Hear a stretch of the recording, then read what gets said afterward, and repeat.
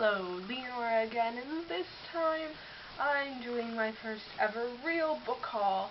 If you're my friends and family and you were watching my vlog series from when I was in Spain, I did one where I showed you guys 2 new books that I bought, but this is like my first actual one because I'm looking at a ridiculous number of books here. This is my getting back from Spain book haul, all the books I got before I returned. I'm planning to go and buy some more later, and I'm probably going to receive The Raven King on Wednesday, but that isn't here, so I'll just do this now. First book is City of Bones, which I've already read. I did a review for this in Spain. If I figure out how to link things, I'll link it. The next one is City of Ashes. I also did a review for this while I was in Spain. You might be noticing a pattern. Yes, I did buy all of Cassandra Clare's books. Next is City of Glass. I love these covers. I just love them. I know I have a friend who really doesn't like the cover change, but I love these covers. I love the spines. Then City of Fallen Angels, which I'm currently reading, as you can tell by the lovely tassels. Beautiful bookmark. Next, City of Lost Souls. Then the huge City of Heavenly Fire with a guy with angel wings. I want angel wings. Next, I have The Infernal Devices. I have Clockwork Angel, which I just finished reading like 10 minutes ago, and it's so good. I love this book. Next, I have the sequel to Clockwork Angel, Clockwork Prince, which I could technically read right after reading Clockwork Angel, but I'm trying to read these in the order that they were published. Then I have Clockwork Princess, which I think is my favorite of all of the Cassandra Clare covers. Because look how pretty it is. Look how pretty.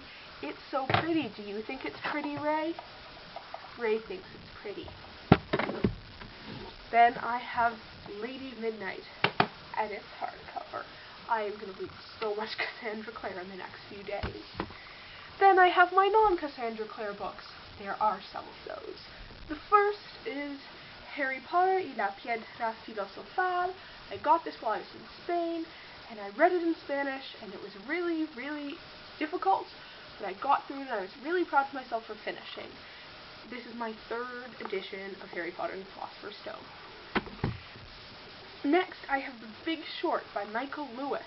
If you've heard of the movie The Big Short, this is the book that it was based off of. It's a movie about the 2008 financial crisis and some guys who managed to profit from it, and it's so good. I was so interested. I saw it on the plane over from Spain, and I saw this in the airport where I was transferring, so I just had to pick it up. As you can tell by the bookmark, I'm also currently reading this book. Next, I have All the Light We Cannot See, and I did a book review for this because it's so good. If you're wondering if this book is worth reading, the answer is yes.